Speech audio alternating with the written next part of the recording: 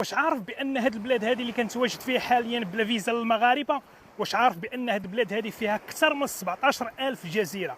توقع ان هاد البلاد تبقى تجي ليها 50 عام متتاليه وما غاديش تسالي الجزر اللي كاينين في هذا البلد الرائع. هاد البلاد هذه ممكن انك تكري فيها فيلا بلا بيسين ب 40 دولار النهار، ولا بغيتي تكريها للشهر غادي تكريها ما بين 250 دولار حتى ل 300 دولار في الشهر. وموتور ممكن انك تكريه ابتداء ب 100 دولار للشهر، ولا بغيتي تكريه النهار غادي تكريه تقريبا ما بين 4 دولار في النهار حتى ل 15 دولار في النهار. وبالنسبه للماكله ممكن انك تاخذ وجبه متكامله فيها مشروب، فيها فواكه، فيها خضر، فيها اللحم ولا الدجاج ابتداء من 2 دولار للوجبه فقط. هاد البلاد هذه اللي تنهضروا عليها وهي دوله اندونيسيا، شي حاجه رائعه. يلا شنو كتسنى؟ جمع حوايجك واجي تسركل في هاد البلاد هذه وغادي تشوفها كي دايره، والله ما غادي تندم عليها. ولا بغيتي تجي لاندونيسيا غادي تحتاج التذكره ديال الطياره ذهابا وايابا، وغادي تحتاج الباسبور ديالك، وغادي تحتاج واحد التكلفه ديال 35 دولار اللي غادي تخلصها في المطار. هاد 35 دولار ديال التكلفه ديال الدخول لهاد الجزيره. يلا تبرع ليا واجي مزيان.